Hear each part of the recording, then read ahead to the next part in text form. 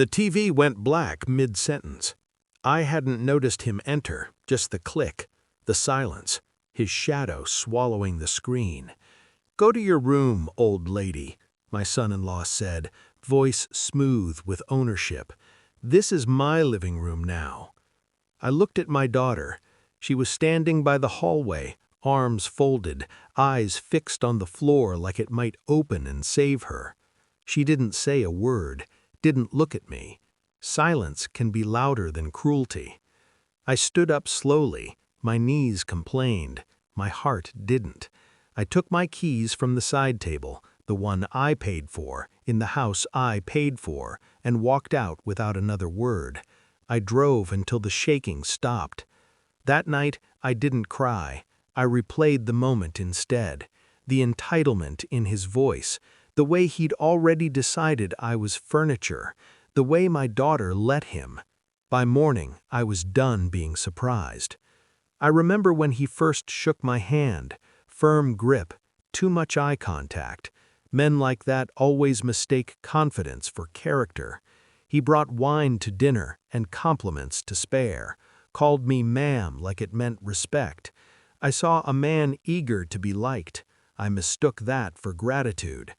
When they fell behind on rent, I opened my home. "Temporary," I said. "Family helps family." He nodded too fast. My daughter smiled like a child being rescued. I didn't know then that generosity looks like weakness to predators. The first change was subtle. The thermostat, the pantry shelves rearranged, his shoes by the door. Then my favorite chair disappeared into the garage because no one was using it. He started saying, "my house," as a joke, then not joking. My daughter grew quieter, always tired, always agreeing with him before he finished speaking. I noticed everything. I said nothing. Control isn't loud, it watches. The night he turned off the TV, something settled inside me. Not rage, clarity.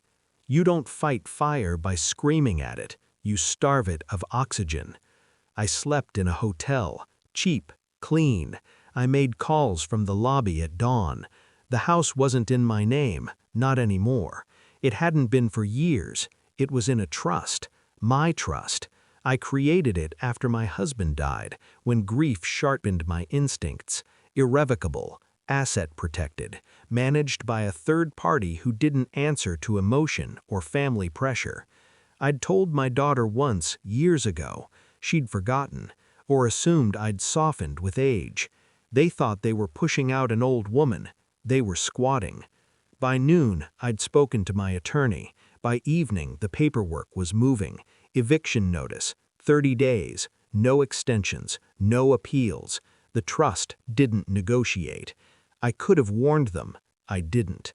The next day, a man in a gray suit rang the doorbell. I wasn't there. I didn't need to be. I imagined it, though, the sound echoing through his living room, the way he'd answer with confidence that curdled into confusion, the way my daughter would hover behind him, sensing the shift but not understanding it yet. The man introduced himself politely, served papers, explained calmly that the occupants were no longer authorized to reside in the property, that utilities would be transferred, that locks would be changed, that the owner wished them well. My phone buzzed an hour later. Missed call, then another, then a message from my daughter. 3 words, "Mom, call me." I didn't. They unraveled fast after that. He went to work and came home to a locksmith. His car was still there. His control wasn't. He threatened, he pleaded, he tried charm, then anger, then silence. My daughter showed up at the hotel on the 3rd night, eyes red, voice small. She asked why I hadn't told her. I asked why she hadn't defended me. She didn't have an answer. Neither did I. I hugged her anyway. Some lessons burn on the way out. The final confrontation came a week later. He waited in the parking lot like a cornered animal, suit wrinkled, smile gone. "You think you won?" he said. I looked at him, really looked. A man who'd mistaken dominance for power, who thought age erased ownership. "I never thought I was playing," I said. He laughed, too loud. "You'll regret this." I stepped closer, lowered my voice. "No," I said, "you will." I walked past him, didn't look back. Now I sit in a quiet apartment with clean lines and no ghosts. The TV is on. The volume is mine to control. I think about that night sometimes. The click, the command, the way my daughter looked away. Betrayal doesn't always come with knives. Sometimes it comes with silence and a sense of entitlement. I didn't raise my voice. I didn't beg for respect. I removed access. There's a difference between revenge and justice. Revenge is emotional. Justice is precise. I prefer precision. They wanted my living room.